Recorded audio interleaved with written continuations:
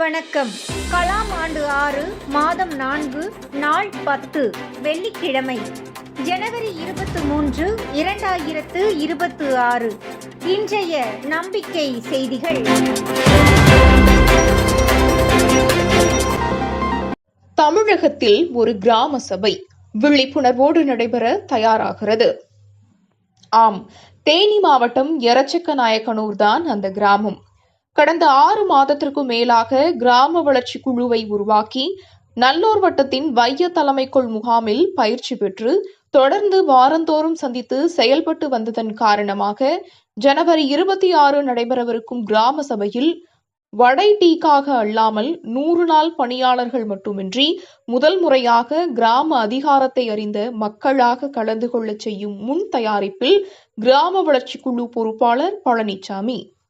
ஜனவரி 26 கிராம சபை நடைபெறும். தற்போதைய கிராம சபை கூட்டத்திற்கான வழிகாட்டுதல் தொடர்பான ஆவணங்கள் இப்பொழுது நமது பார்வையில் உள்ளது. அனைவரும் இணைந்து கிராம சபையை சிறப்பாக்குவோம். அனைவரும் கலந்து கொள்வோம். எரச்சக்கநாயக்கனூரை பின்பற்றி இனி ஒவ்வொரு ஊராட்சியும் மக்களால் நடத்தப்படும் கிராம சபையாக நிலைமை உயரும்.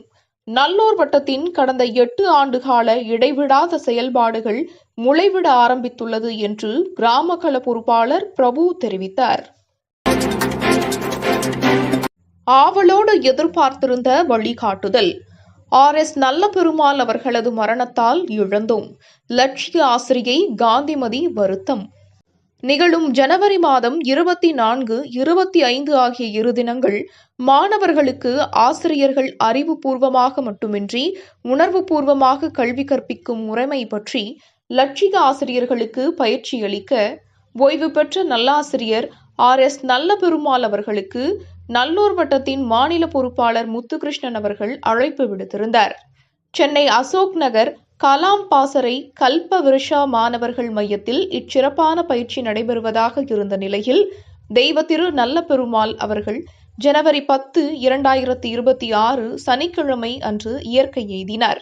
ஆகவே அன்றைய தினம் அந்த நிகழ்வு ரத்து செய்யப்பட்டுள்ளதோடு அன்னாருக்கு ஆழ்ந்த இரங்கலை தெரிவித்துக் கொள்வதாக லட்சிய ஆசிரியர் துறை மாநில பொறுப்பாளர் காந்திமதி தெரிவித்தார். செய்திகளுக்காக சேலத்திலிருந்து சி. ஹரிஸ்வேதா. அரசு பள்ளிகளை மேம்படுத்த கல்வி கோயில் விருது பள்ளிகளை காண யோகேஸ்வரி நாமக்கல்லில். நல்லூர் வட்டத்தின் 2வது துறை கல்வி கோயில். அத்துறையின் பொறுப்பாளர் யோகேஸ்வரி. ஏற்கனவே தமிழகத்தில் 25 அரசு பள்ளிகள் நல்லூர் வட்டத்தின் கல்வி கோயில் விருது பெற்ற நிலையில் 2ஆம் கட்ட விருது வழங்க பள்ளிகளை பார்வையிட்டு வருகிறது.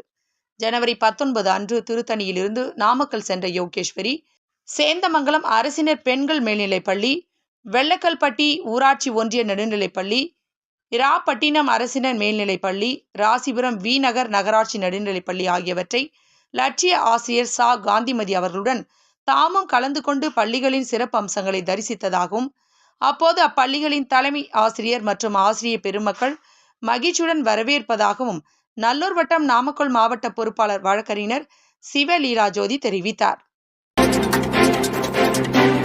அரியக்குடி மாணிக்க மாணவர்கள் தயாரித்த வீகோ சேட்டிலைட் விண்ணில் செலுத்த பிப்ரவரி 13க்கு அரசு அனுமதி.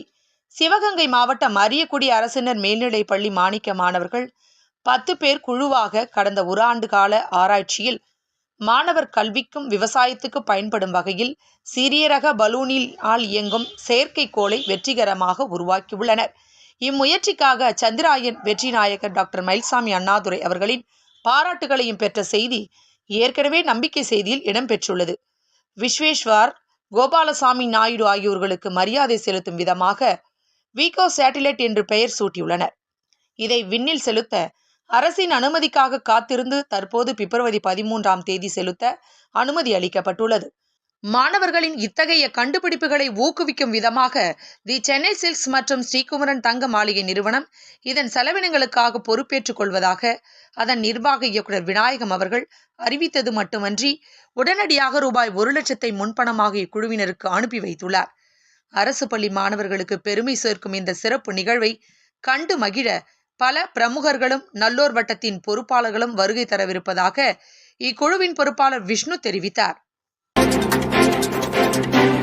மாணிக்க மாணவர்களை கண்டறிய தயாராகிறது நெல்லை மாவட்டம்.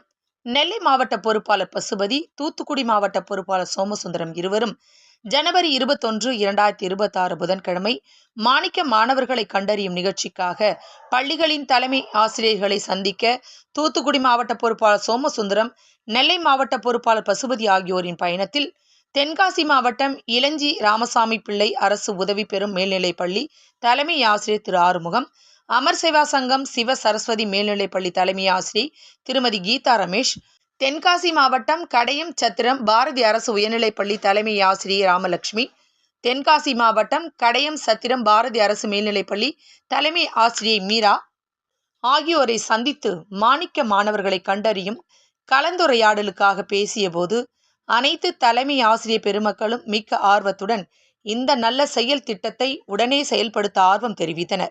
முன்னதாக தென்காசி மாவட்டம் ஆயக்குடி அமர் சேவா சங்க தலைவர் ராமகிருஷ்ணன் ஐயாவை சந்தித்து ஆலோசனை பெற்றதாக அமர் சேவா சங்கம் சண்முகம் தெரிவித்தார்.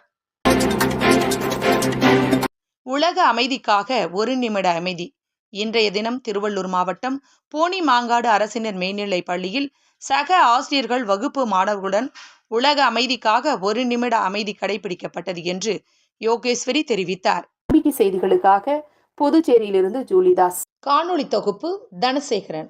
இத்துடன் இன்றைய நம்பிக்கை செய்திகள் நிறைவடைந்தன.